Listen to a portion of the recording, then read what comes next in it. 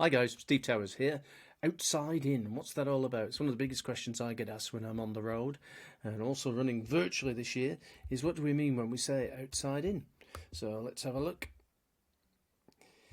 So, outside in is really born of the idea that our organisations were really structured, and a lot still are, around industrial age principles. So, what happens is, well, we create products and services, and then we say, well, we've got to find a market for these things. So we segment customers into questions of how old are you, what's your ethnicity, what's your salary, what's your education level, and so on. And we then take our products into that market and we go and find customers to actually buy them.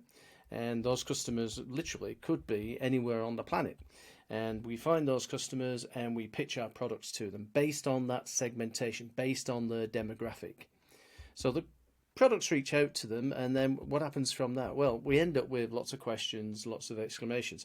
The reality is that our organizations were never structured for what we're trying to do in the third decade of the 21st century.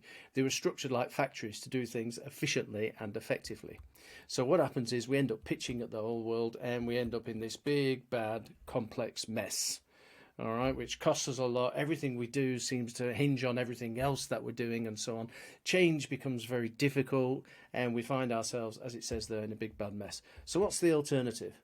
Well, the alternative was first given to us by somebody called Steve Jobs. There he is. And what he said was, you've got to start with the customer experience and work back towards the technology. And that's the, if you like, the living, eating, breathing definition of outside in. Well, what does he mean by that? What he was trying to get across was this idea that so often with industrial age thinking, we start with the product and service. But what if we started with the customers and their experiences? What if we could identify their needs and categorize their need and then group them into common categories? Well, what we might find then is that all those customers that we think we would like to get through segmentation, well, Pareto kicking in 80-20. 80% of them will be costing us an inordinate amount of money, but the real gemstones are probably in the 20%. So who are they? So based on the customer categorization by need, and there's a number of techniques to do it, North Star alignment, successful customer outcome canvas, the outside in strategic matrix, what we can then do is design products and services which actually fit those needs.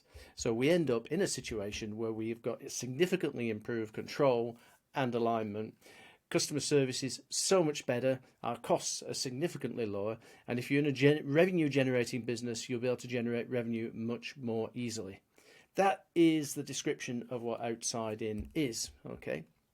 If you want a copy of the book Outside In, you can get that if you go to that web address, and it's free. I'll give it you free. Just pay the post and package and the book is free. So I'll see you again soon on Towers Tips. Thank you guys. Bye bye.